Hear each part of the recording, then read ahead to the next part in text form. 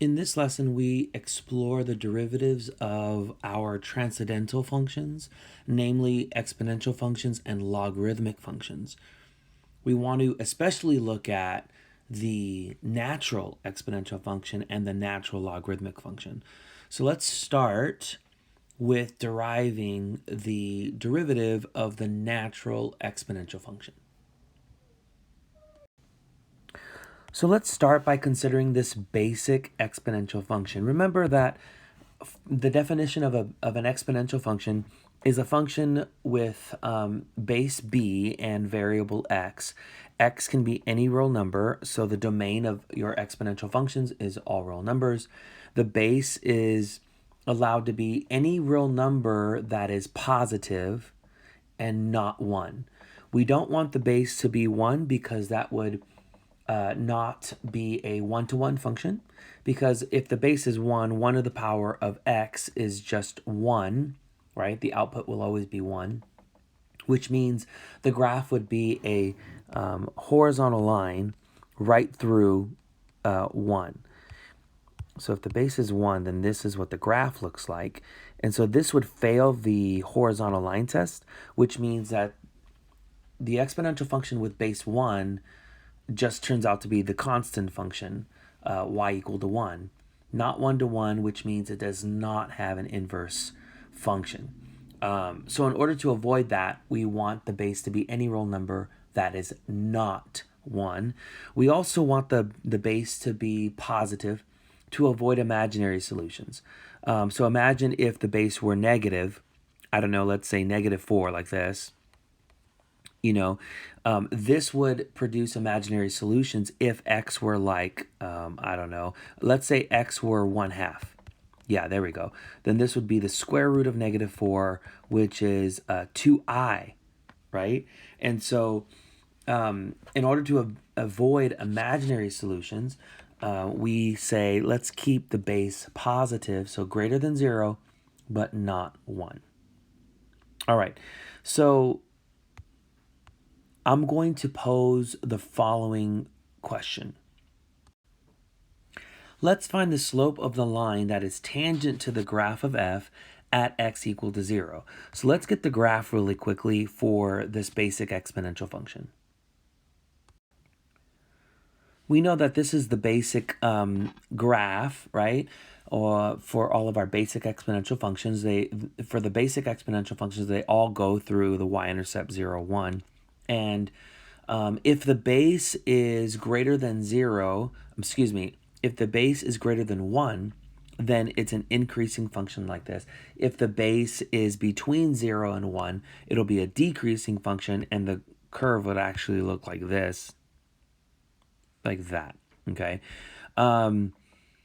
Regardless of whether it's a decreasing function or an increasing function, so regardless if the base is between 0 and 1 or greater than 1, we know that the curve will never hit the x-axis. You have a horizontal asymptote right here on the x-axis.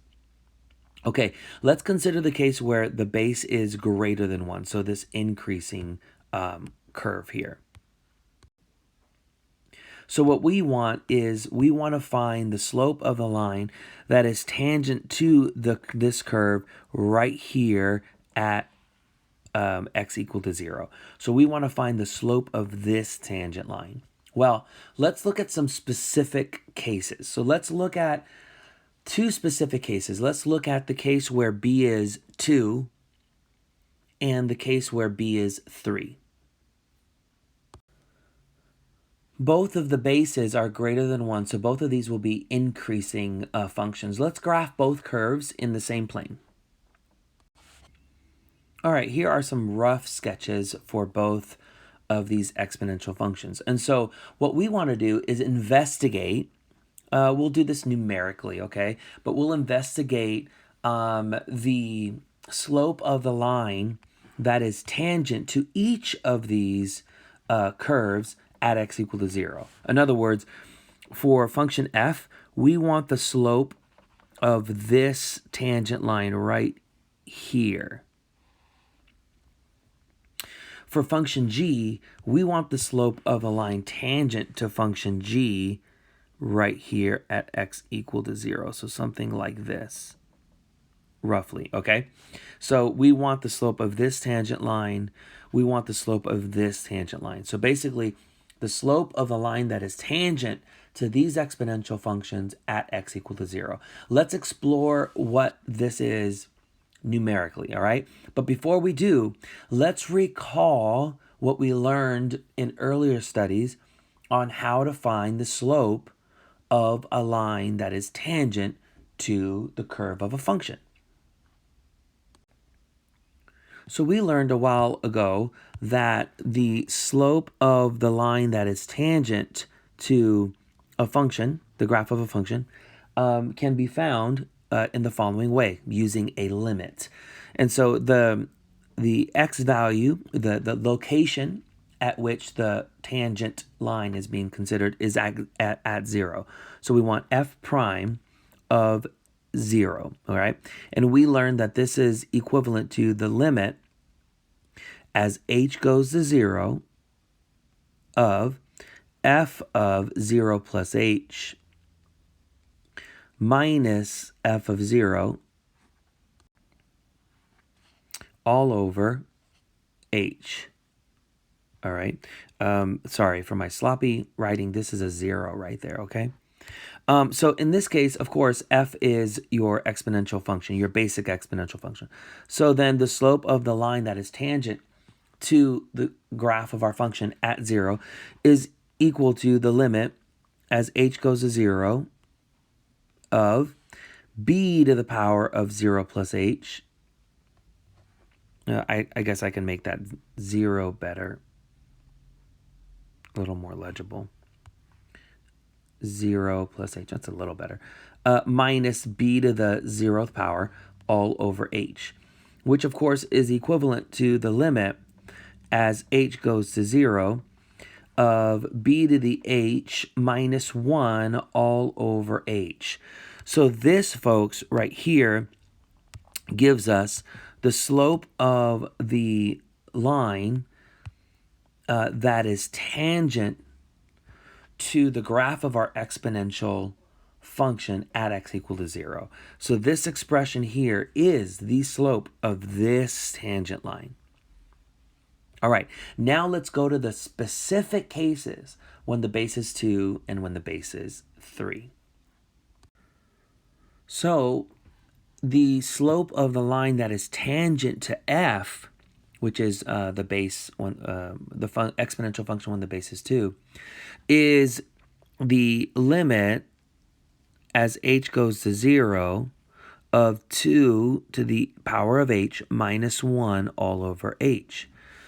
And for the exponential function whose base is 3, the slope of the line tangent to g at x equal to 0 is the limit as h goes to 0 of 3 to the power of h minus 1 all over h. So now let's look at some actual values. All right, so here we go. So I plugged in some values for us for h into both of these expressions. I just did a few, so feel free to do more if you'd like. But I started with h equal to 1, and then I got closer and closer to 0, pretty close to 0. But again, you can feel free to use more values if you'd like.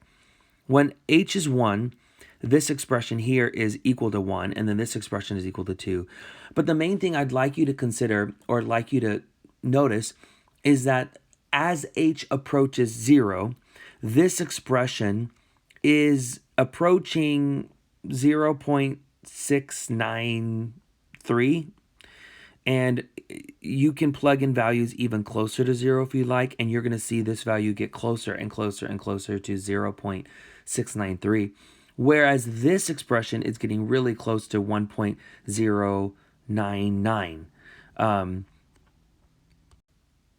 And the main thing I'd like to for us to take away is that this limit, the limit of this expression as h goes to 0, is a value that is less than 1. And the limit as h goes to 0 of this expression is a value that is greater than 1.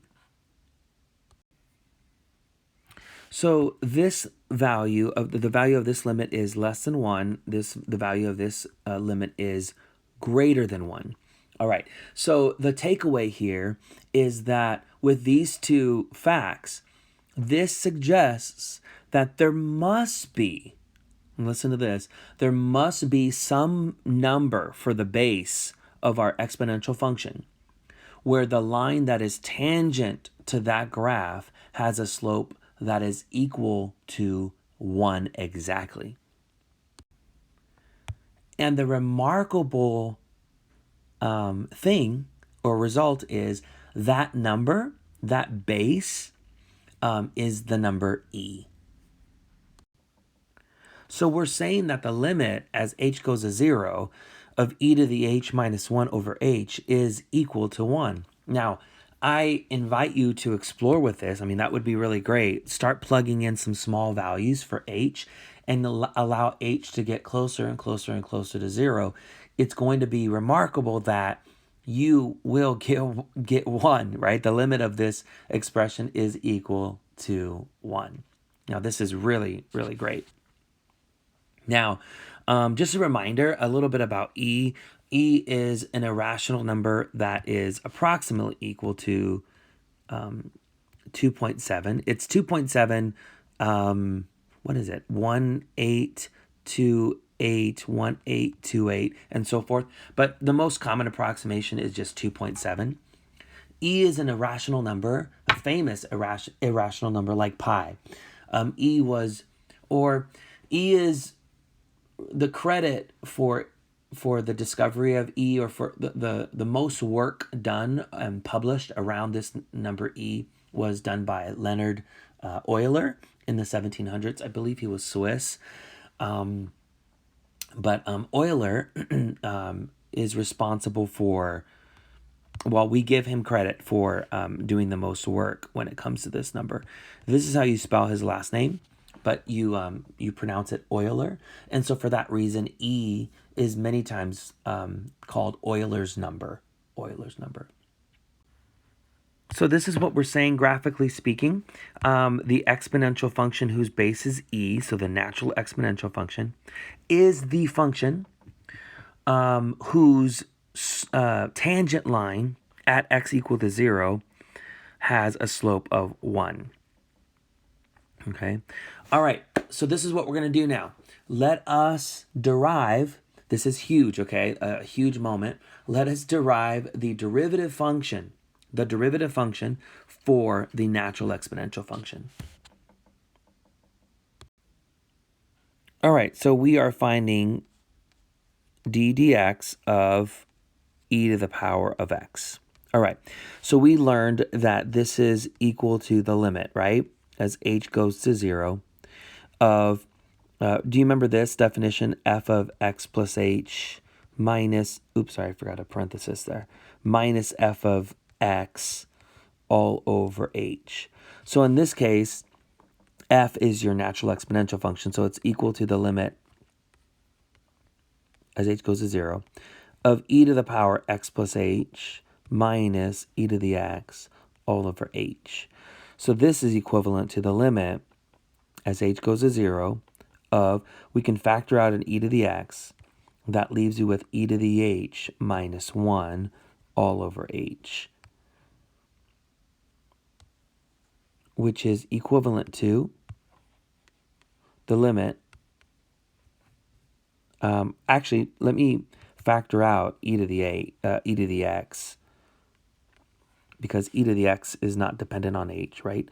So this is e to the x times the limit as h goes to 0 of e to the h minus 1 over h.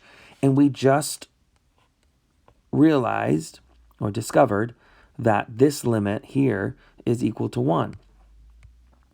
Therefore, the derivative of e to the x is e to the x. So we have just proved a remarkable fact that the derivative of the exponential function is itself. It is the only function, other than like constant multiples of e to the x and maybe y equal to 0. E to the x is the only function with this property. That is, it is its own derivative.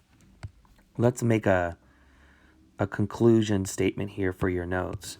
So the derivative of e to the x is itself.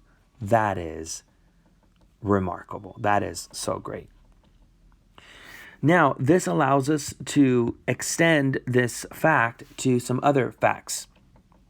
For example, the indefinite integral of e to the x dx. Remember, this is saying, or this is asking, find the function whose derivative gives you the integrand.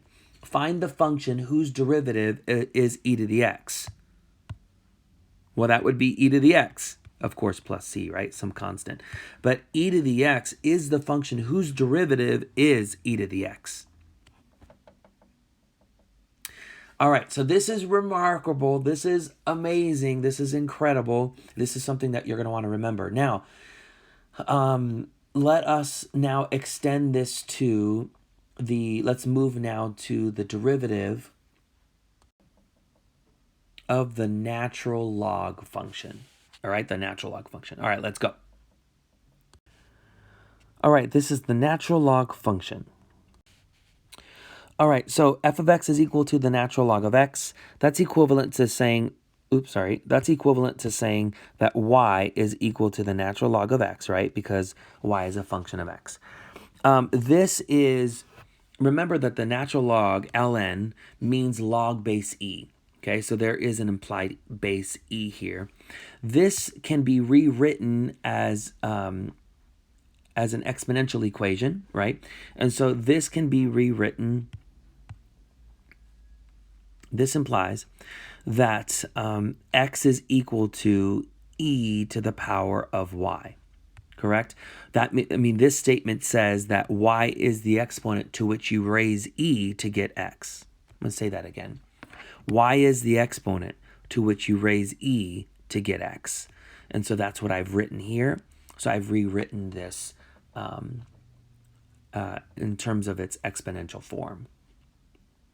Okay, now what I want us to try to do is let us differentiate both sides with respect to x. Differentiate both sides of this statement with respect to x. Let me write that down for us. I'm going to differentiate this side with respect to x. I'm going to differentiate the right-hand side as well with respect to x. All right. So then the left-hand side is just 1, right? And then the right-hand side, remember implicit differentiation using the chain rule on the right-hand side will give us the derivative of e to the y is itself e to the y. But don't forget, this is the chain rule. The derivative of y with respect to x is, of course, dy dx. So this is implicit differentiation using the chain rule. Now, if we isolate dy dx, we get that dy dx is equal to 1 over e to the y. But e to the y is 1 over, I can scroll back up if you'd like, e to the y right here. E to the y is equal to x. So I'm going to substitute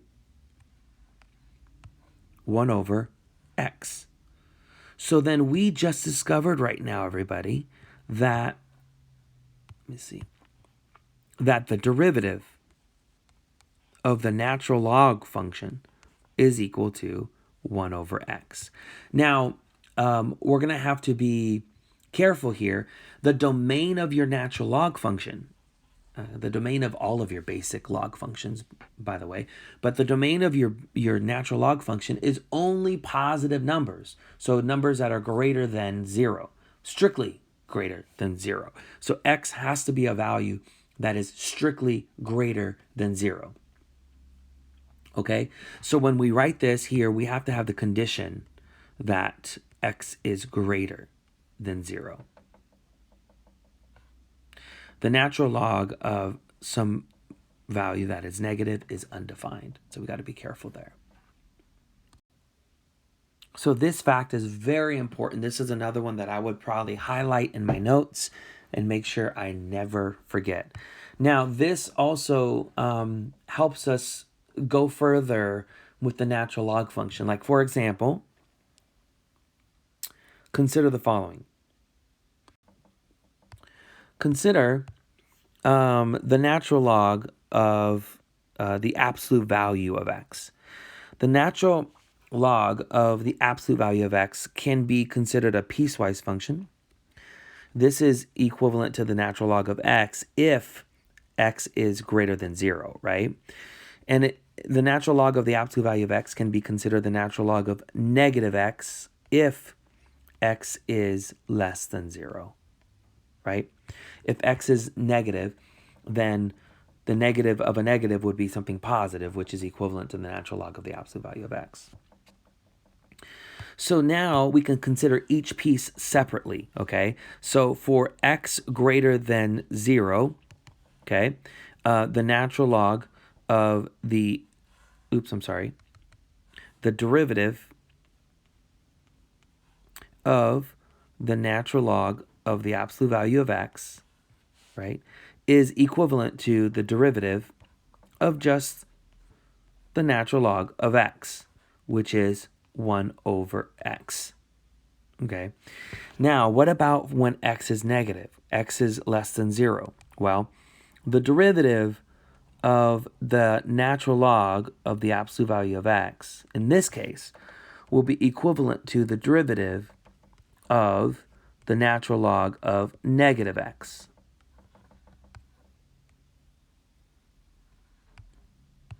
Which in turn is equivalent to 1 over negative x, right?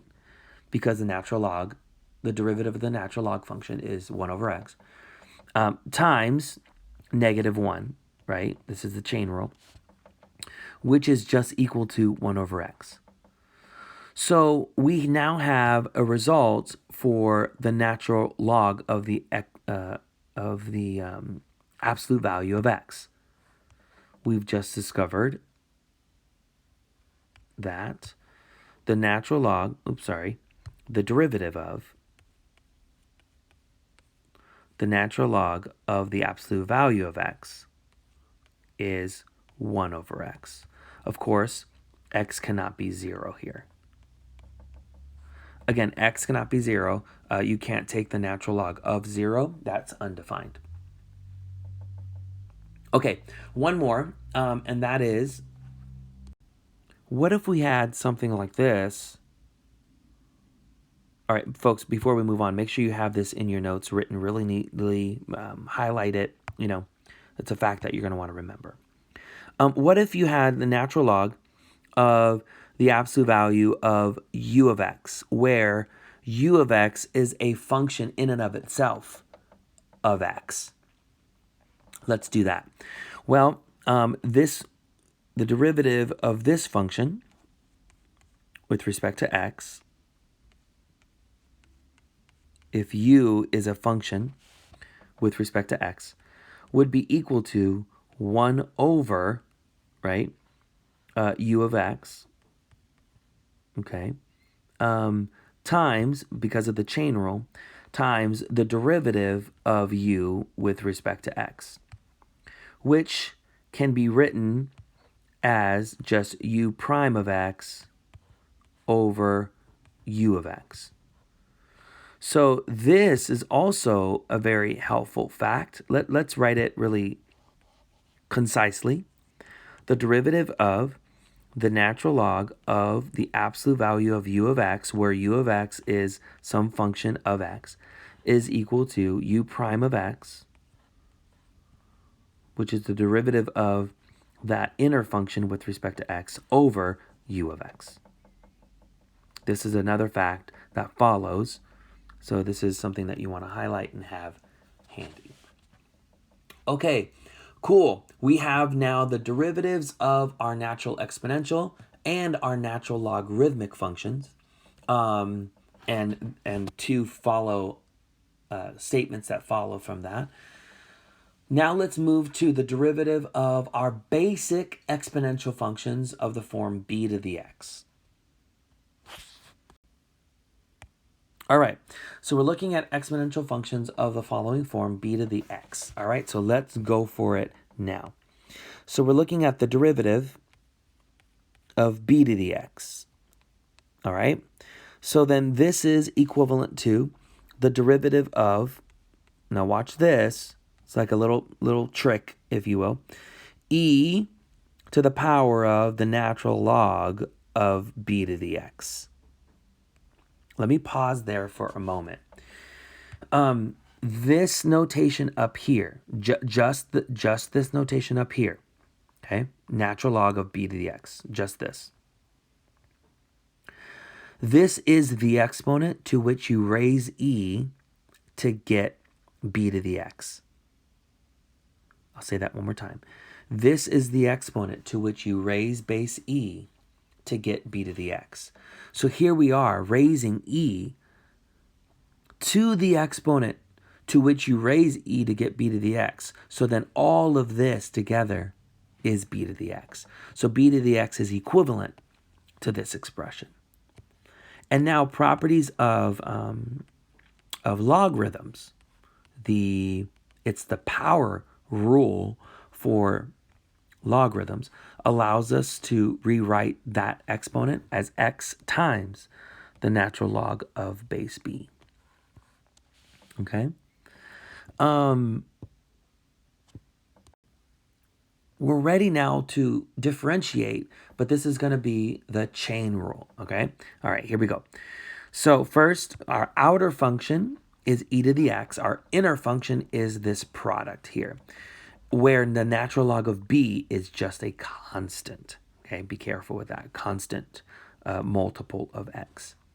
All right, so by the chain rule, this is equal to e to the x times the natural log of b. Remember, the natural exponential function is its own derivative, okay? Times now the derivative of the inner function. Again, this is the chain rule. And the derivative of this function is just the natural log of b. Remember, the natural log of b is just a number, okay? Now, this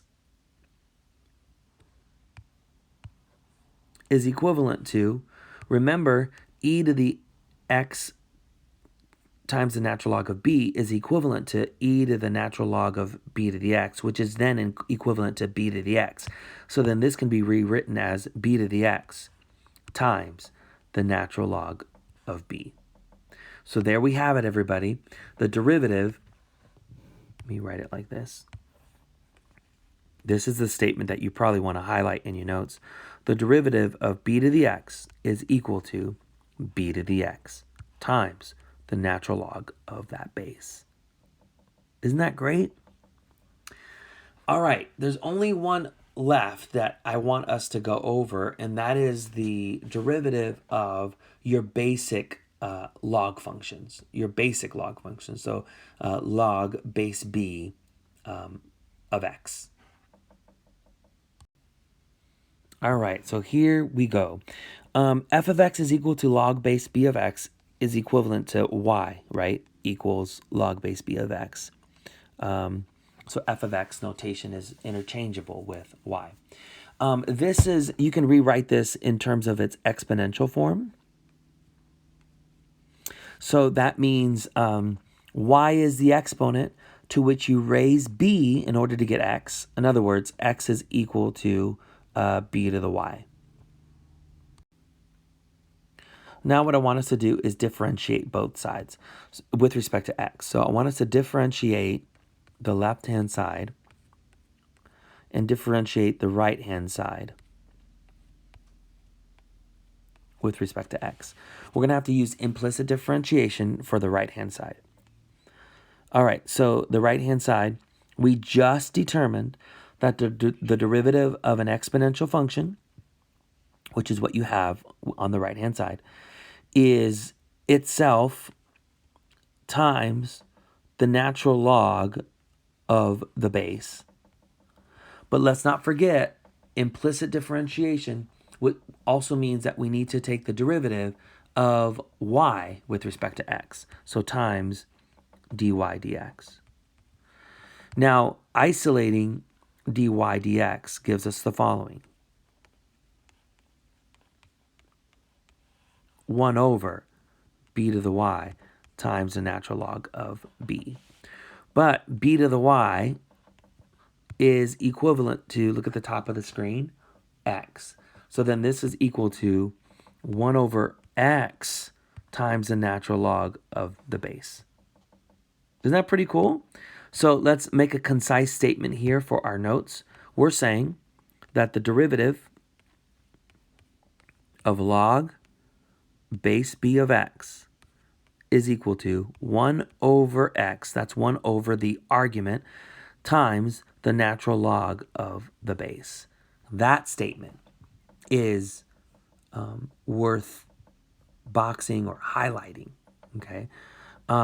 Remember here that the argument has to be greater than 0, right? You know that from your basic logarithmic functions. So for that reason, we have to be careful. We do have a condition. X here is strictly greater than 0. Okay. All right, so this is great. We're done deriving the derivatives of our transcendental functions for our exponential and our logarithmic functions. Let's look at a couple examples before we end this lesson.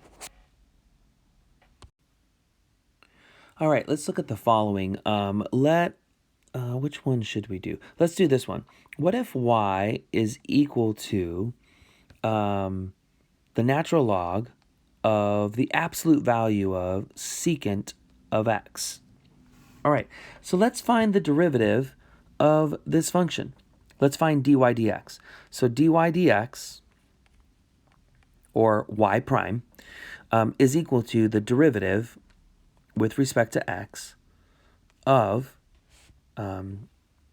the natural log of the absolute value of secant of x. Okay, cool.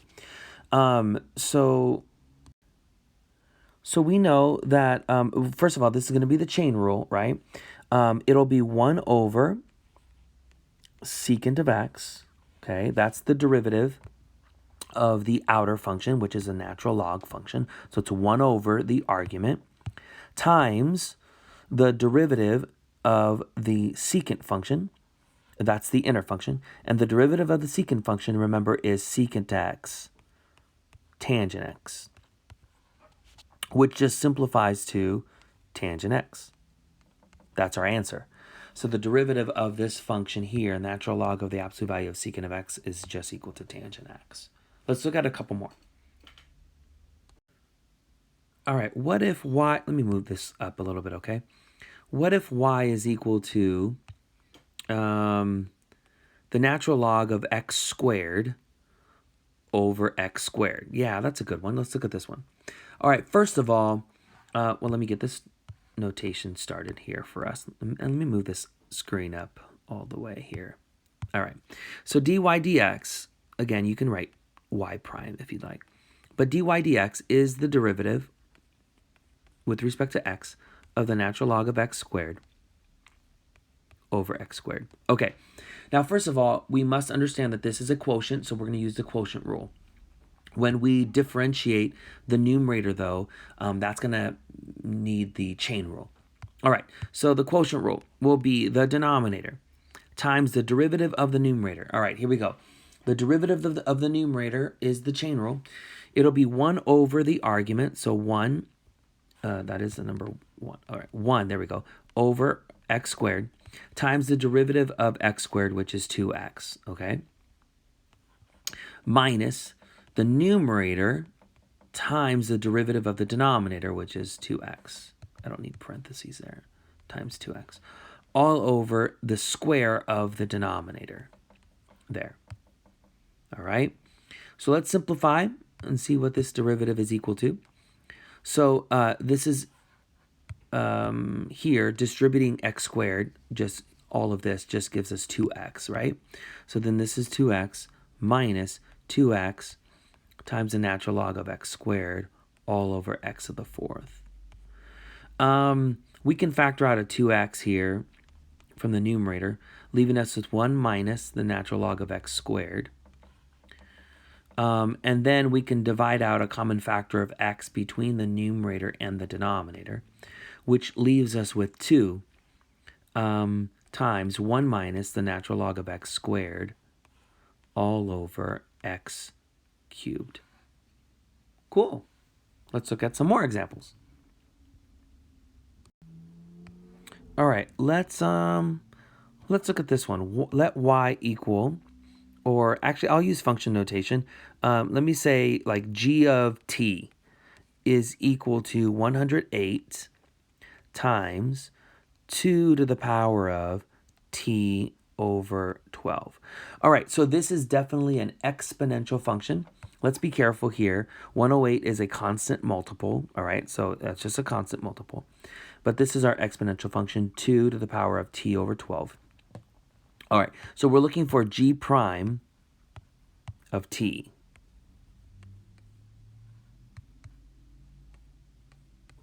All right, first of all, it'll be 108 times the derivative with respect to t of 2 to the power of t over 12, right? Because 108 is a constant multiple. All right, we must understand that this is an exponential function, so we're using what we found earlier, that this is equal to 2 to the power of t over 12 times the natural log of the base.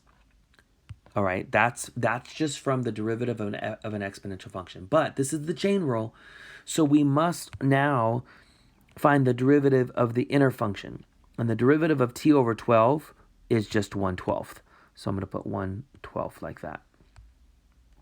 So be careful there to apply the chain rule. All right, so 12, a 12th of 108, 12 times 9 is 108. So that's going to make that 9 times the natural log of 2 times 2 to the power of t over 12. So this is the derivative. This is g prime.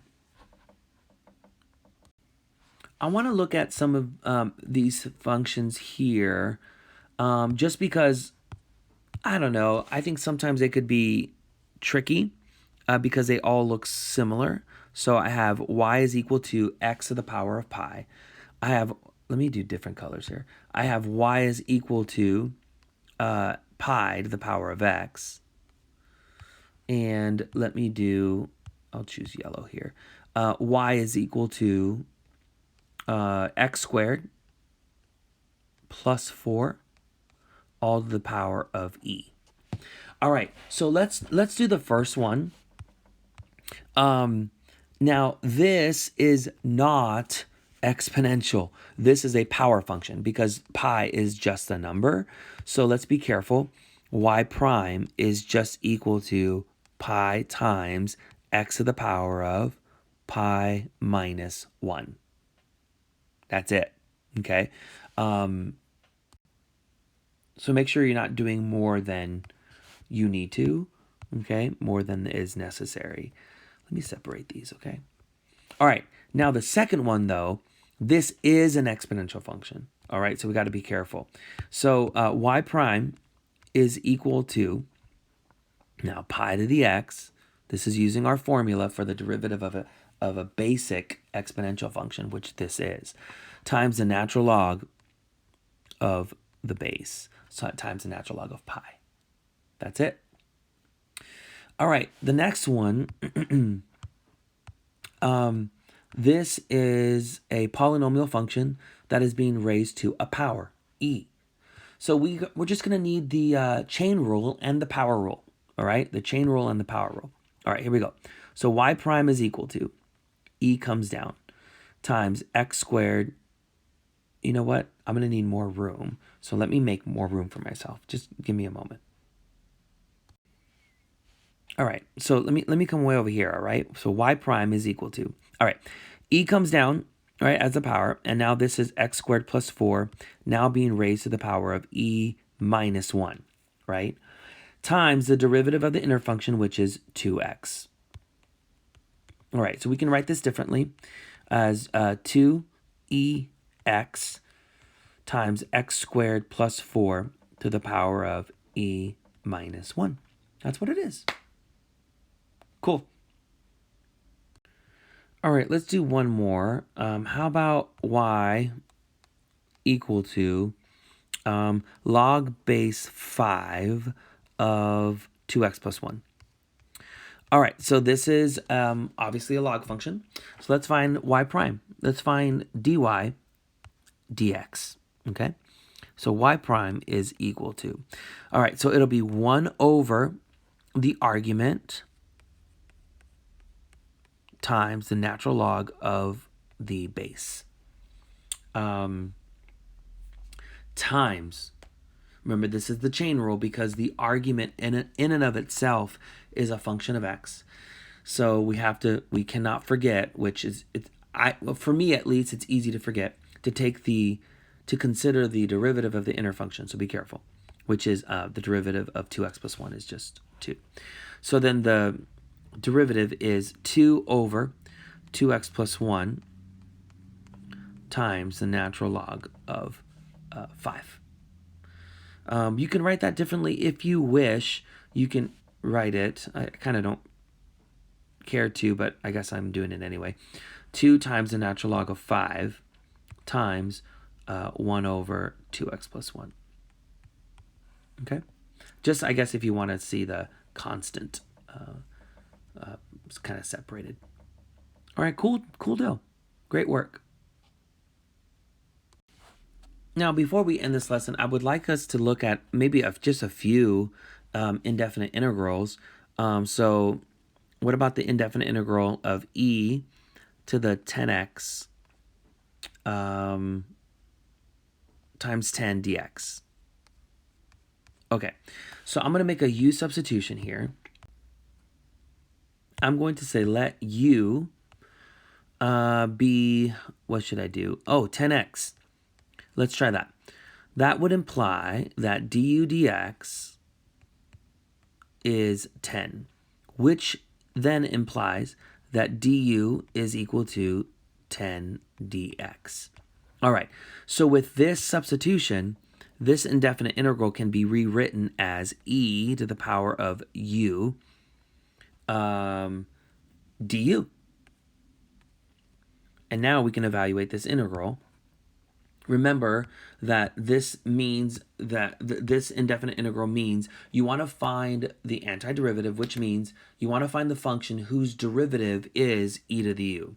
Well, because the natural exponential function is its own derivative, that means it's just going to be e to the u, of course, plus c, which, when reversing the substitution, means u to the power of, which means e to the power of 10x plus c.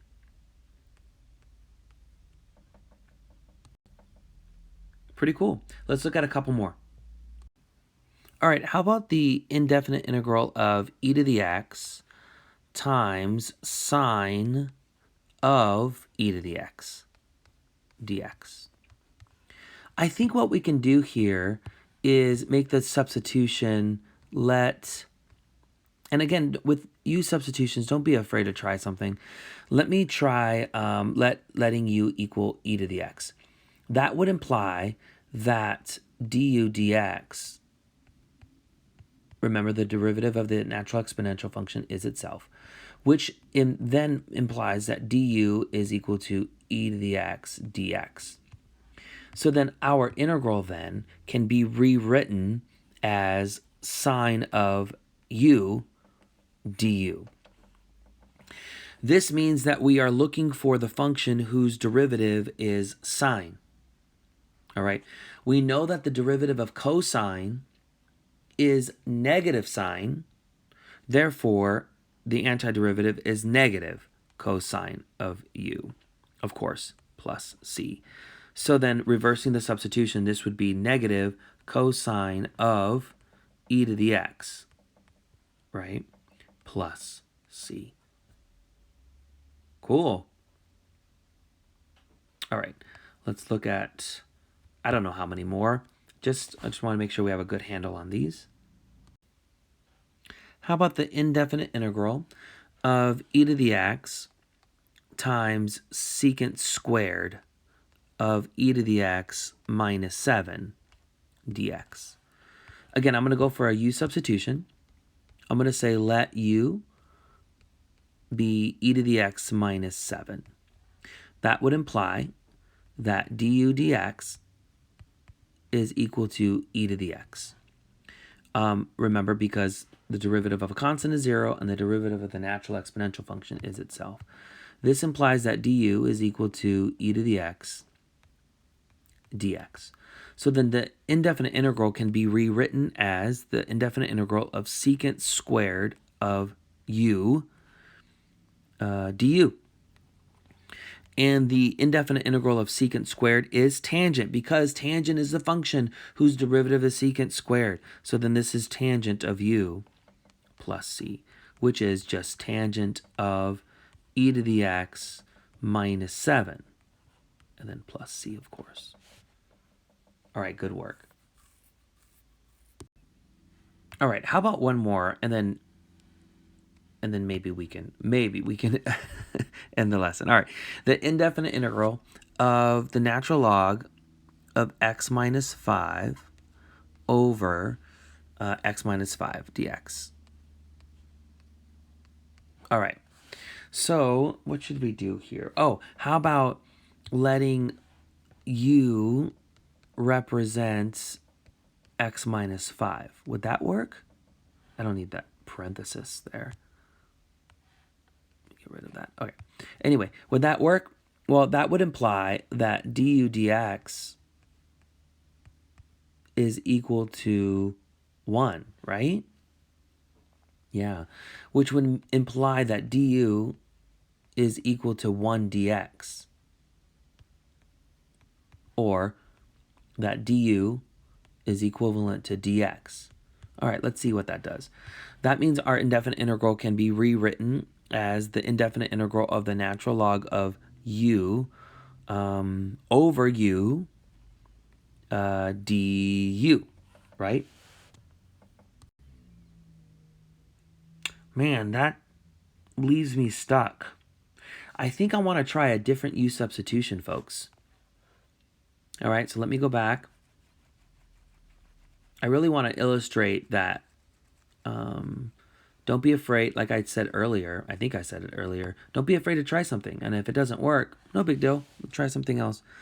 How about letting, I think this will work, letting u equal the natural log of x minus 5. I think this one will work.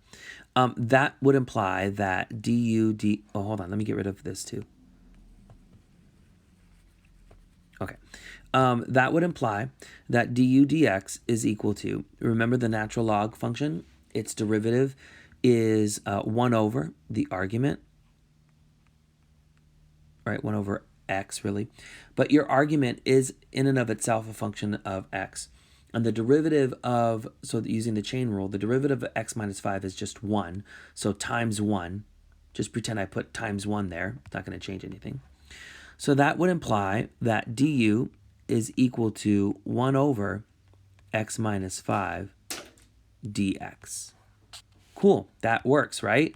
Because that leaves me with, let's see, it leaves me with, okay, so the whole numerator is u, and then, oh, there it is. And then dx times 1 over x minus 5 is du. So then it's just u du.